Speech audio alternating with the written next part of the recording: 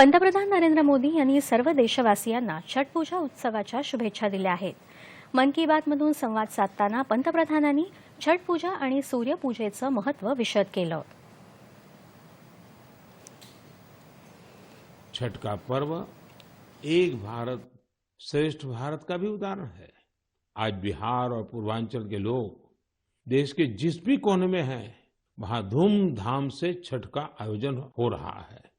दिल्ली, मुंबई समेत महाराष्ट्र के अलग अलग जिलों और गुजरात के कई हिस्सों में छठ का बड़े पैमाने पर आयोजन होने लगा है।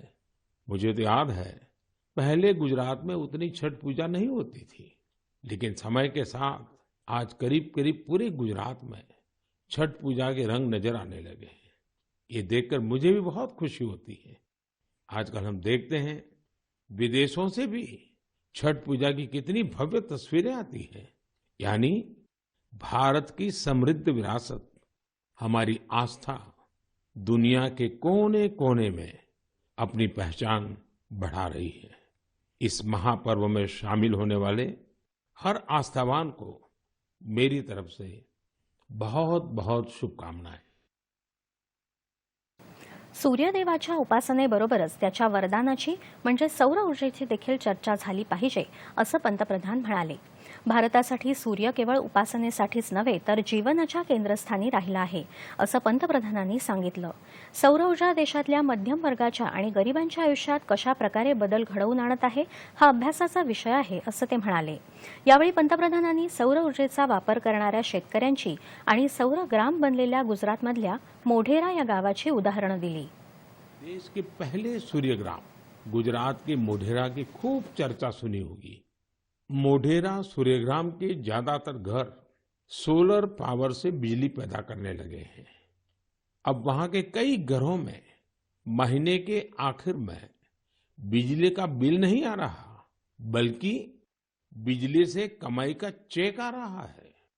ये होता देख अब देश के बहुत से गांवों के लोग मुझे चिट्ठियां लिखकर कह रहे हैं कि उनके गांव को भी सूर्यग्राम में बदला जाए। यानी वो दिन दूर नहीं जब भारत में सूर्य ग्रामों का निर्माण बहुत बड़ा जन आंदोलन बनेगा, और इसकी शुरुआत मोढेरा गांव के लोग कर ही चुके हैं। मोढेरा या गावातल्या काही लोकांशी पंतप्रधानांनी दूरध्वनीवरून संवाद साधला आणि सौर ऊर्जेच्या वापरामुळे त्यांच्या आयुष्यात होत असलेल्या परिवर्तनाची माहिती त्यांच्याकडून जाणून घेतली. मोढेरा गावातल्या विविध उपक्रमांमध्ये इतरांनाही सहभागी करण्यासाठी प्रयत्न करण्याचं आवाहन त्यांनी ग्रामस्थांना केलं. यानंतर पंतप्रधानांनी देशाच्या अंतराळ क्षेत्रातल्या वाटचालीचं महत्त्व सांगितलं.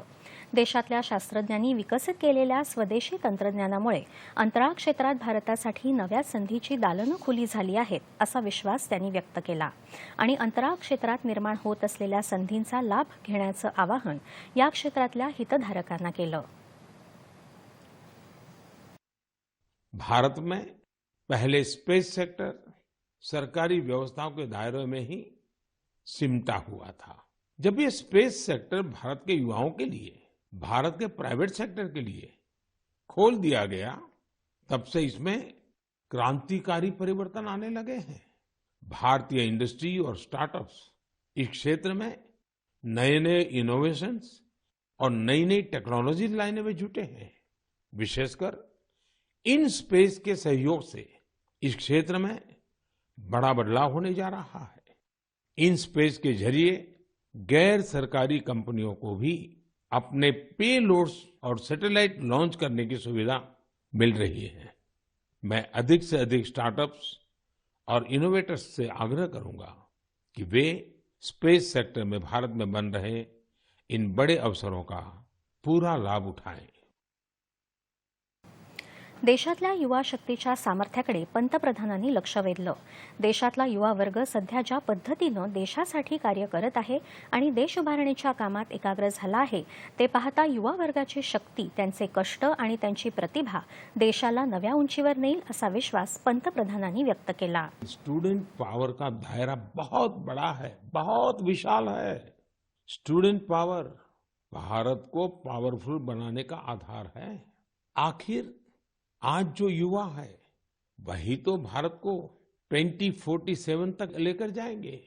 जब भारत शताब्दी मनाएगा, युवाओं की ये शक्ति, उनकी मेहनत, उनका पसीना, उनकी प्रतिभा भारत को उस ऊंचाई पर लेकर जाएगी जिसका संकल्प देश आज ले रहा है।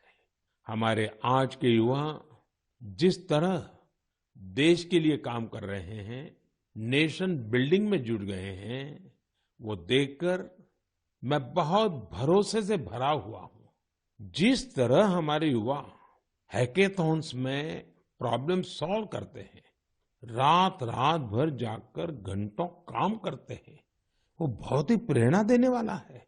बीते वर्षों में हुए हैकाथॉन्स ने देश के लाखों युवाओं ने मिलकर बहुत सारे चैलेंजेस को निपटाया है, देश को नए सॉल्युशन्स दिए हैं।